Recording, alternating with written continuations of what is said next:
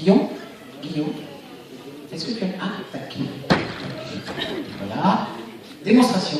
Bonjour à tous. Donc, nous, on est parti sur un projet de créer un bracelet pour les jeunes femmes qui sortent en soirée et qui en ont marre de trimballer leur sac à main partout, de toujours surveiller, de ne pas pouvoir faire la fête correctement et de se faire voler en fin de soirée. Donc, on a créé ceci.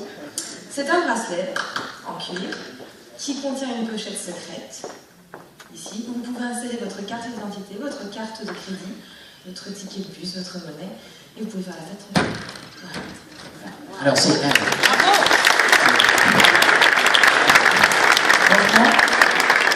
Imaginez qu'on puisse tenir un sac à main de femme dans un bracelet. Hein? C'est grandiose. Non, non, pas du tout. Pas du tout. Non, non. Alors, vous avez fait quoi dans l'équipe, les filles? Vous êtes répartis les tâches? Alors, donc moi je suis la porteuse de projet. Au départ, on s'était réparti les tâches en fonction de nos attributions scolaires. Donc Charlotte et moi, on est algériennes, on pensait travailler plus sur l'aspect technique. Il y a Maud qui est en stage en Belgique en ce moment, qui a beaucoup travaillé sur l'aspect juridique. Et Agnès et Marilou qui sont à l'unité d'Auxerre et qui travaillait plus sur la partie commerciale et marketing, mais en fait on s'est rendu compte qu'on a tout travaillé ensemble, on s'est vraiment tout mélangé les informations, on a beaucoup échangé, beaucoup dialogué, et au final on a vraiment tout travaillé main dans la main sur le projet. Avec des évolutions hein, sur le bracelet, oui. Voir, Donc des évolutions au cours du projet? Non, sur le bracelet, il y a des choses qui sont... On m'a dit que vous alliez mettre par exemple de la fourrure... Ah oui, oui, le bracelet sera entièrement personnalisable au niveau des coloris, des matières, des strass, des paillettes, du tour de bras, plein de choses super sympathiques. Vous allez aller jusqu'au bout ou pas? Oui, d'ici quelques années, on a le projet de monter l'entreprise, d'acquérir auparavant un petit peu d'expérience professionnelle, de créer aussi une petite cagnotte pour monter le projet parce que ça coûte cher, et puis de lancer d'ici quelques années. Bien, alors que personne ne révèle le projet à l'extérieur. Voilà, très bien. Le coach, Laurent. D'abord, je veux les féliciter parce qu'elles ont vraiment très très bien travaillé. C'était un plaisir et d'une facilité pour moi, cette équipe à coacher.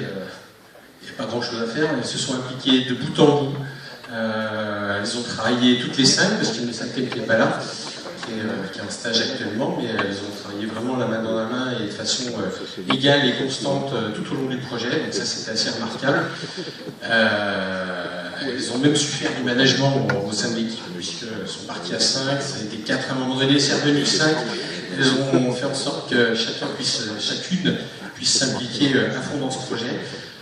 Et puis, elles ont une qualité au-delà de l'idée qu'elles ont menée jusqu'au bout, puisqu'elles ont su même faire un prototype, donc c'est quand même assez remarquable, et ce qui montre vraiment leur détermination à en faire une vraie idée, une vraie entreprise.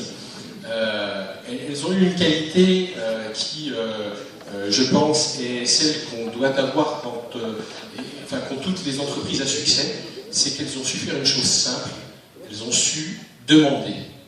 Elles ont su simplement demander, solliciter les experts, solliciter les coachs, solliciter les professionnels, solliciter un fournisseur pour faire leurs produits. Et ça, c'est vraiment la qualité première qu'il faut avoir pour pouvoir réussir, c'est oser demander simplement.